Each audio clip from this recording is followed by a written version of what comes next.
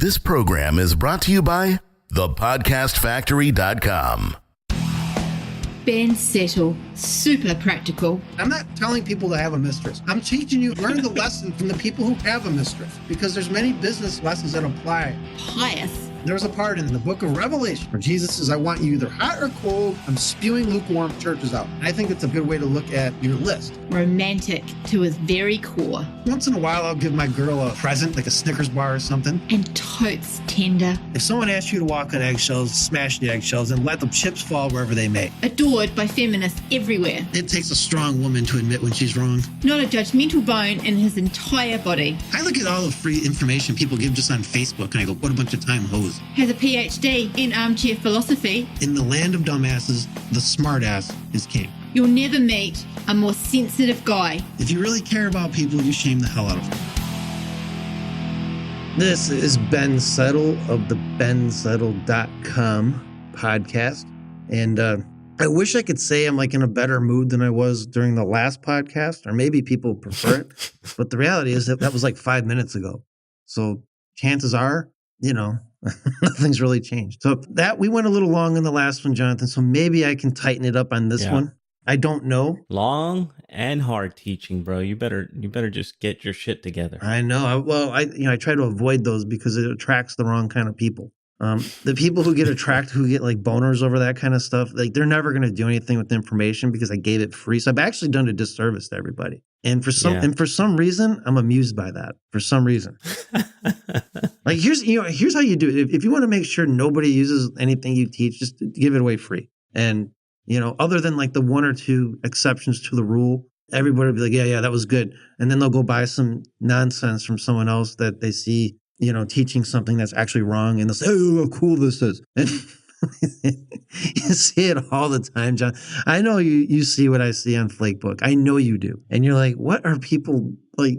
What are these people thinking? And they get like excited by the worst scumbags out there. Like there are some really bad people out there that are scamming people. And the problem is, and I don't know if there's a problem or what. I don't think they're maliciously trying to scam people. I think they really believe their horse shit, and then they try to pass it off as something people should learn. And they really believe it to the point where people, followers, because most people out there are followers, they're looking for someone to follow, and they say it was their horse shit with such conviction that people just say, oh yeah, that's the way it is. And I'll give you an example. Must be true. I'll give you an example. There's a guy out there, and I don't like to name names. I'm not going to name names because he's probably not like a bad guy. You know what I mean? Like, I don't know him. I'll give him the benefit of the doubt. I always give people the benefit of the doubt. I really do. I don't think people, I like to think that they're not like doing this maliciously. There's a guy out there who is completely, like, he's got this blog post that he is always promoting, and he completely plagiarized Dan Kennedy. Like, took a page out of Dan Kennedy's Ultimate Sales Letter book, put it up, like, in this article, didn't give Dan any credit for it, didn't even say, I read, check this out from Dan Kennedy's book. At least he could have done that. Right? Like, but he didn't. He tried to pass it off as if he's some genius and came up with it. And this is a list that you can find in the Ultimate Sales Letter. It's been in that book for, ever since the books come out, as far as I know, in the 90s. And Dan Kennedy used to give this away as like a special thing during his high price seminars back then. So it's not like just crappy information. It's really good information. And I get it. These things are going to float around. That's fine. But at least give the guy credit is all I'm saying. And so people will follow this guy like he's some genius, but it's like he's plagiarizing. What is wrong with you people? I just want to say, like, shake someone. What is wrong with you?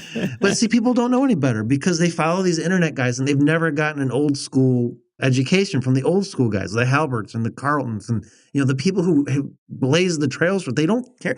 These older guys are just not sexy enough for this newer generation of like internet marketing people who want to learn internet marketing. And so I don't know, Jonathan, maybe, remember I used to want to sell subscriptions to this podcast.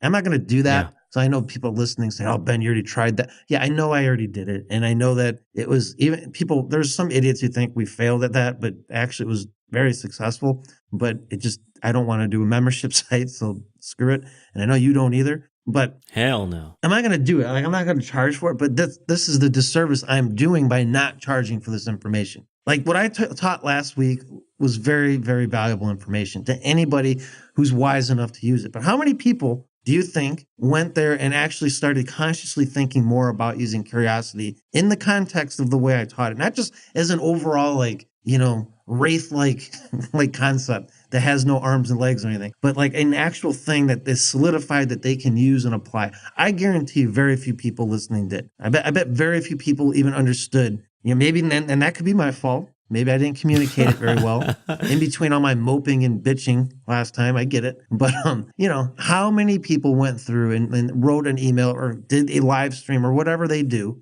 I don't care what medium they're using. Did they defile a sacred cow or, tell ghost stories or even figure out what the ghost stories are? Or did they just go, yeah, now I'm going to go buy this product from this other guy. And this bright shiny object.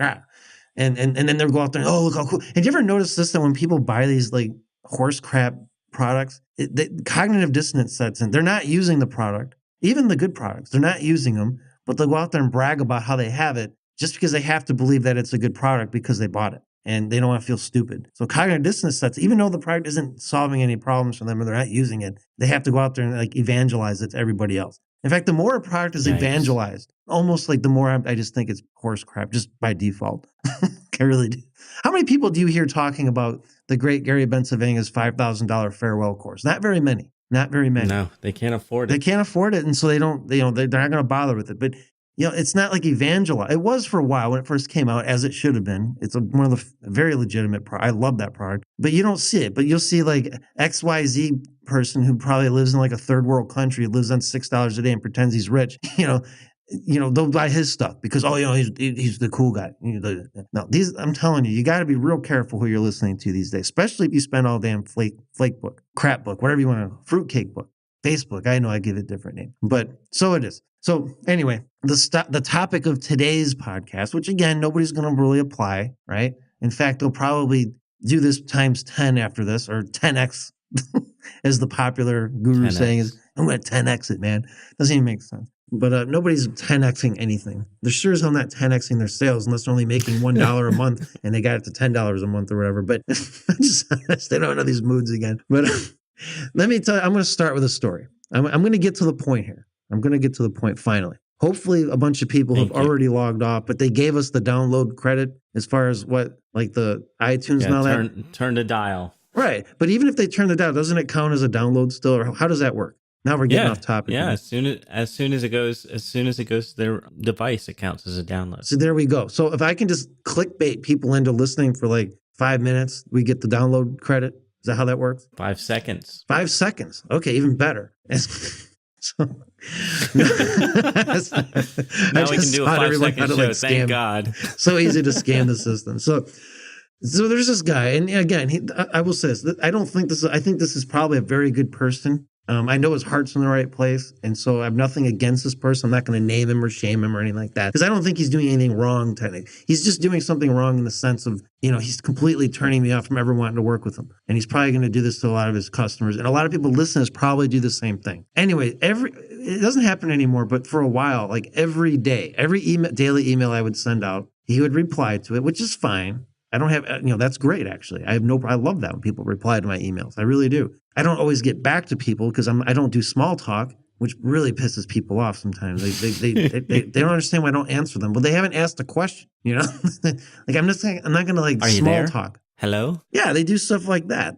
And I'm like, I don't know what you want from me. I don't know you, but anyway, so this guy will write me every day, which is fine. Again, perfectly fine. That's why I think he's probably a really good guy, actually. In fact, I know he is. I'm going to give him the benefit of the doubt. But at the end of every email he writes me or wrote me, he doesn't do it anymore, at least at the time of this recording. Not very often, at least. He always pitches me on why, and him writing for my daily emails for me.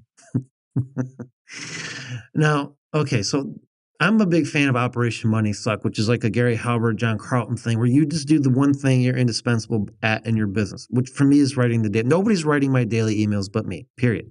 Nobody's writing any emails for me for the foreseeable future but me. And, because it's not something I'm going to entrust with anyone else.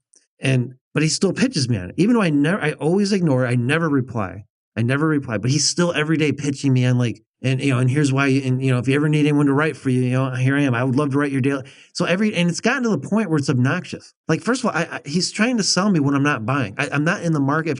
Now, had I written an email saying, I sure want someone to write my emails for me, that would make perfect sense. He would, because I'd be looking for that. But he's trying to sell me what I'm not buying and never have bought and never am going to buy. So it's very annoying. So it's turned so what he thinks is persistence, and it is good like there's nothing wrong with persistence and consistency. I think those are great. I think he has that going for him. He's like, he has this power, but he's directing it at the wrong person. It's gotten to the point where it just annoys me. Like I've almost set it to the point where I'll put his email address in Gmail so it just goes straight to trash, like in the filter. I already do that with some people. Nice. There are some people who literally... That's why you don't write me back. Well, anyone listening to this, you may be in the filter. I don't know. but this guy's that... I haven't had to put him in the filter yet. He's not there yet. For all I know, he's a listener to this show. And I hope he is. And I hope he heeds the advice here because he has talent. I can tell he's got writing talent. There's no question about it. And he's a deep thinker, and that's fine. But he's selling me what I'm not buying, which is like one of the worst things you can ever do. I'm not saying it never works. Some people, you can get them at the right time in their life where they're ready to hear about something they didn't even like think they needed or wanted or whatever. That's fine, but I'm not in that. That's not me. And he's selling me what I'm not buying. I got you that way, didn't I? You weren't asking for somebody to make videos for you, but I got you anyways. What are you talking about videos? For what? The prostate. Remember the prostate stuff? Oh, I'm sorry. Like, hey, dude, you need some help with that? Yeah, but I was looking for that. Like internally, I was looking for that. Like I wasn't out there asking for it, but you got me at the right time. That's my whole point. Like it didn't annoy me or anything. Like I'm like, yeah, well, first of all, you offered to do it for free. So what am I going to say? No. Of course. So no, but I did want that. Like I wanted to promote that product at that time. That was, you got me at the right time. You were selling me you weren't selling me anything. You were just offering me something for free. So it's not like, but it's not like, oh, I'm going to do my own videos. Like, so I think you knew enough about me and all that to know that. But had you said, there you go. That's the tip. Yeah. If you'd said, Ben, I want to write your emails for you, I would have said, no, you're selling me what I'm not buying. And by the way, this is not an open invitation for people to ask me to do my videos. that was the setup for you, Ben. You're going to start getting all kinds of emails now. It happens. By the way, I can't. I wish I could give this guy a shout out. I just can't remember his name. But remember, many episodes ago, I was talking about how I wish the Halbert brothers would sell off Gary Halbert's newsletters. Yeah, remember that? Somebody sent me a link where they're actually doing that. You can buy all this hard copy newsletters. Like it's these 2 giant binders. And I was like, that was awesome. I was like, thank you, dude. I appreciate that. Because he was giving me information I was buying or wanted. So that's how you do it. Yeah. When somebody asks for something or they don't know and it's obvious, that's when you try to sell them something. Otherwise, you're just annoying people. So here's another example. So I've been on this Earl Nightingale kick. I've always been a huge fan of his for years and years and years, but I'm just starting to, I'm getting back into, like, Strangest Secret really kept my mind on track during a time when, like, I just wanted to quit everything. And so that was an audio cassette tape I had, because this is back when Fred Flintstone used to roam the earth on his Dino bot or whatever the hell he rode around in. And so that was back when they had audio tapes. And I remember I wore that thing down till practically you couldn't even listen to it anymore. And I've been re-listening to that. Like I said, I went on Nightingale. I downloaded Lead the Field, which is a great program, by the way. One of his other ones, which I haven't started listening, it's like 60 modules or something. I'm going to go through all this stuff. It's so good. But one of the stories he talks about was, he talks a little bit about this, like selling people what they're buying. He doesn't use that phrase, and he doesn't go into as much detail about it as I have. And he's certainly not, kind of a crotchety bastard like I am about it. He's much nicer. But he's talking about, like, when people are looking for jobs, like there's some guy who's telling a story about a guy looking for a job when the economy was down and all that. And this guy, fresh out of college, he had no experience. But he went to he was selling that company on what they're looking. He's like, look, I know how to increase this company's sales. And they were looking. That's what they wanted to hear. They didn't care, like, if you're dependable and all this. Like, they want to know how you're going to increase their sales. And so all the other applicants were, nattering on about this, that, and their education. And this guy got the job because he knew exactly what they were looking for. And, that's important. And one of Dan Kennedy's books, I think it's his No Rules book, which is an excellent book. I don't know if you ever read that book, Jonathan. It's really one of the best business books you'll ever read.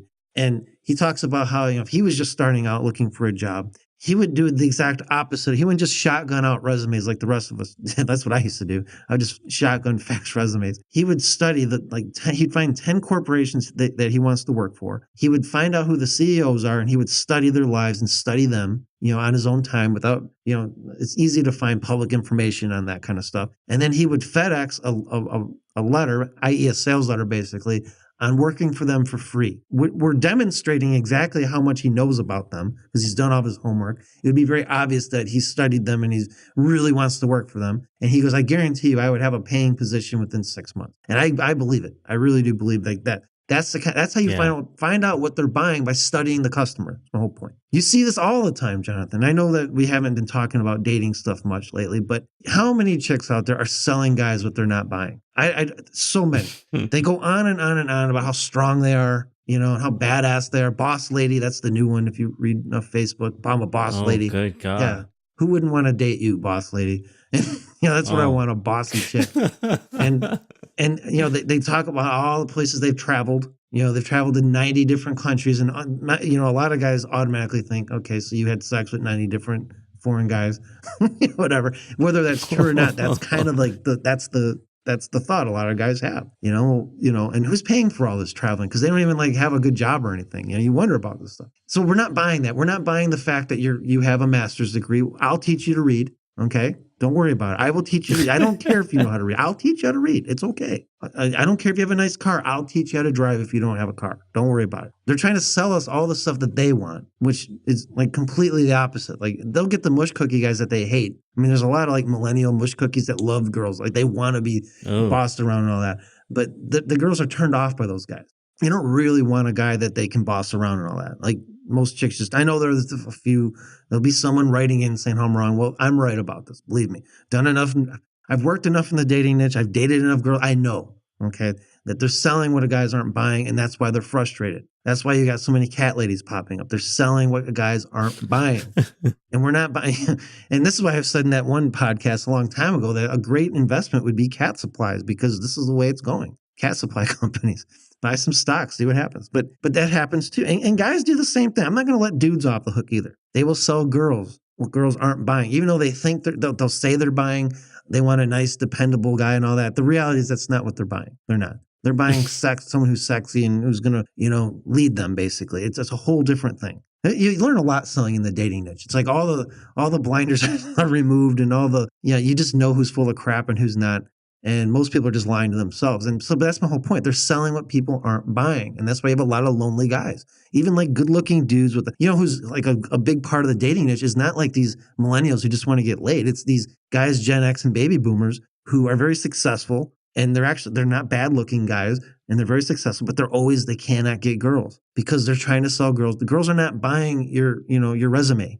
They're not buying it. They want you to be successful. Now, don't get me wrong, but they don't know how to talk to them in a way that's sell them what they're buying. And so there it is. That's another example. So the question is, how do you find out what people are buying? And this seems like hard teaching, Jonathan, but really it's just hard common sense. I mean, you can ask people, right? Which is a terrible thing to do, I think, because people will lie to you all day long. Yeah. You can do surveys, which, again, people lie on all day long. Or, and I've talked about this many times on this show and off the show, just in my emails and everything, is you just look at what they're already buying. So if you're a dude and you're out there selling girls about how nice you are and how great you are and all that, and you're wondering why they keep ending up with assholes, well, maybe they're buying assholes. You know what I mean? You can look at what they're buying. If you see me, you don't see me out there advertising looking for someone to write my daily emails. I'm buying other stuff. I'm not going to say what, because then I'll have a bunch of people trying to sell me whatever it is I'm buying. But the point is, sell people what they're buying, and you can't lose. You literally can't lose if you just find out what people are buying and sell it to them. This is direct marketing 101. It's been going on for over 100 years, ever since direct response marketing, whenever that was invented. That's why these big $100 million plus companies rent lists of buyers, because that's who they know what they're buying. And so it is. So that's it for this time, Jonathan. I don't have anything else to say on this other than we're going to talk more about selling next week, and a big, big, big mistake that people make in their emails. They make this mistake wherever they're selling, actually. And it doesn't offend me, because it doesn't offend me as a customer. It offends me as an email marketer to see this kind of stuff go on. So we'll talk about that next time. All right, looking forward to it. So that is a wrap for another bensettle.com podcast. Back in your earbuds next week. You've been listening to the bensettle.com podcast. To download yourself a free issue of Ben's prestigious $97 per month email players newsletter, which is going to show you 24 ways to write emails people eagerly read, click, and buy from, head on over to www.bensettle.com. bensettle.com. Well, off you go. You know it makes sense.